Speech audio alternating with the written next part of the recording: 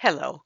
It's wonderful to have the opportunity to virtually share our presentation about our work with the track survey of people who inject drugs in Canada, specifically related to findings among Indigenous participants.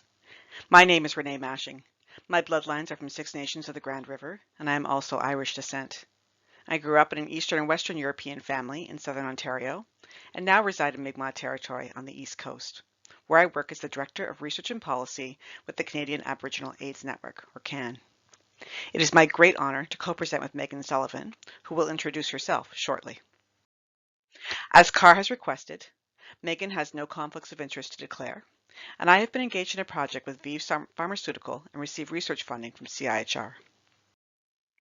To begin in a good way, I'd like to acknowledge that our work on this project has been ongoing on Millbrook First Nation land in the traditional territory of the Mi'kmaq Nation. We invite you to consider where you are now as you listen to this presentation and join us in acknowledging the responsibility to engage with the Indigenous peoples who called this land home long before we were here. In making this acknowledgement, we commit to walking in this territory with respect for the land, the people, and all of the environment around us. The picture you see is the building where CAN's research office is based. We're a little bit unconventional, working in a residential building, which does put an interesting spin on home office right now. Now to begin, some background about our project. The TRACK survey for people who inject drugs in Canada, formerly known as iTrack, is an integrated behavioral and biological surveillance system that monitors the prevalence of HIV and hepatitis C, as well as the associated risk behaviors among people who inject drugs in Canada. Building on a long history of advisory and collaborative activities between the epidemiology and surveillance teams within the Government of Canada and Indigenous community representatives, the Public Health Agency and CAN agreed to partner in the analysis and representation of data from the Phase 4 People Who Inject Drugs Track Survey through knowledge translation activities. Community engagement, beyond only CAN, was sought from the outset of the project. This included outreach to national Indigenous organizations and a call for individuals with living and lived experience of injecting drugs, HIV, and/or hepatitis C. The partnership has met through conference calls, office meetings between staff, email correspondence, and secure access data sharing. Our process began with developing a proposal for the work. And this was new for us and created a space to begin to dialogue about key values and principles that were priorities for both CAN and FAC, establishing an agreement for deliverables and a timeline. Once the proposal was signed off, invitations to join the work were sent out in December, and we began to meet in early January 2020. While invitations to form the writing team were in review, CAN and FAC worked on a preliminary data analysis plan to identify the tables that the writing team would review and discuss as the data sources for our knowledge translation work. Our writing team's first advice related to agreement about the most appropriate knowledge products for summarizing aspects of the survey findings. The team prioritized infographics and a short narrative report. We then began to review the data tables developed by FAC to outline the specific findings we wanted to highlight. With so much information available, it was necessary to identify the content we felt was most relevant and meaningful to inform diverse responses for Indigenous people who inject drugs. An at-a-glance overview of the socio-demographic data was clear. We also agreed on infographics about harm reduction, access to care, and PrEP. We will wrap up with a short narrative that will be submitted to the Canada Communicable Disease Report for publication. Next, work began to draft the knowledge products themselves, which involved finding the right imagery, striking the right tone, mindful of strengths-based language, and key considerations relevant to Indigenous contexts. The products have been reviewed and agreed upon by our writing team and are now going through additional review by reaching out to community members who expressed interest in being part of the project but were not selected to be on the writing team. Our final steps will be the approval of the knowledge products for dissemination. Now, having described our activities, it's important to outline the track study itself.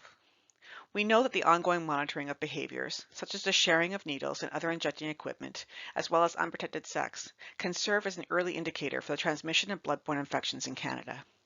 In addition, the survey results can help inform and evaluate existing public health responses to HIV and hepatitis C among people who inject drugs in Canada. Survey participants are recruited from sentinel sites across the country. Surveys are conducted at regular intervals, generally every 3 to 5 years, and the pilot survey was conducted from 2002 to 2003 in 4 sites. Phase 4, which we are working with, ran from 2017 to 2019 in 14 sites. Information is collected through cross-sectional surveys that are interviewer-administered questionnaires. Eligibility criteria require participants to meet the minimum age to provide consent, and this was determined at each site according to local research and ethics requirements. Ability to provide informed consent, and having injected drugs in the 6 months prior to recruitment. Participants are also asked to provide a biological sample, which is tested for HIV antibodies and hepatitis C antibodies and RNA. Megan is going to take over now and review the findings. Thank you. Thank you, Renee, and hello, everyone. My name is Megan Sullivan, and I'm from the Canadian Aboriginal AIDS Network. I'm of Mi'kmaq and Irish descent and live in Halifax, Nova Scotia. I'm the Junior Project Coordinator for this project and will be presenting the results section of our presentation. Out of a total of 2,383 participants, 997 participants, or 42.2%, self-identified as Indigenous, with a diverse representation of First Nations, Inuit, and Métis respondents. The median age of Indigenous respondents was 38 years old. As a writing team, we asked for data that we felt helped us understand who the Indigenous respondents were in the survey. Some of the key considerations that we believed were important are summarized here in this table. We are highlighting gender identity here to reflect the diversity of the Indigenous respondents. Mental health was reported as fair to excellent for 84% of the Indigenous respondents, and this is especially important when reflecting on other indicators, such as that over 66% lived in unstable housing, that 75% were incarcerated in their lifetime, that almost 1/4 of participants have attended residential school, and almost 90% had a family member attend a residential school, the very high rates of abuse in childhood and with a sexual partner, and that over 90% report experiences of stigma and discrimination. Next, I want to discuss injecting behaviors in drug use. As the writing team began to review the analysis plan, it became clear that there would be key sources of data required to tell the story that we wanted to represent in our knowledge products about harm reduction and access to care. I'd like to highlight that 90% did not borrow used needles and/or syringes, and that 93.1% used a sterile needle and syringe at last injection. About 1 in 5 Indigenous participants overdosed in the past 6 months, with fentanyl, heroin, and methamphetamine being the most common drugs used at last overdose. Not shown here, but in our harm reduction infographic, we also identify that 83.3% of Indigenous respondents were aware of naloxone kits, which are used to reverse an opioid overdose. Here are some of the results for use of prevention services and testing for HIV and hepatitis C. The results regarding use of services help to build knowledge products about PrEP and access to care, and to identify linkages between Western and Indigenous health services, including understanding personal and family history of attending residential school. In particular, I'd like to expand on the use of a traditional healer. We found that overall, 1/4 of Indigenous participants used a traditional healer. Among people who lived in a First Nations, Inuit, or Métis community, 31.1% used a traditional healer.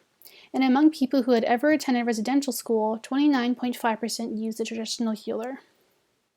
Next, I will go over HIV and hepatitis C prevalence and awareness of infection status. 15.4% of Indigenous participants tested HIV positive, and of those, 78.2% were aware of their HIV positive status. 36.4% of Indigenous participants were currently living with hepatitis C, and just under half were aware of their hepatitis C infection status.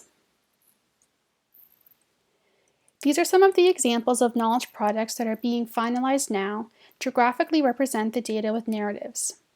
We are also developing a short report that includes the data in table format. To conclude, I will discuss lessons learned from this project.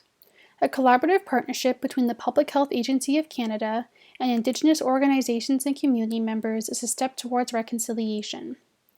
Indigenous involvement in data analysis increases the quality of data interpretation and knowledge products produced. We have created knowledge products on data for PrEP, naloxone kits, and transgender issues that the writing team flagged as important to them and to Indigenous communities.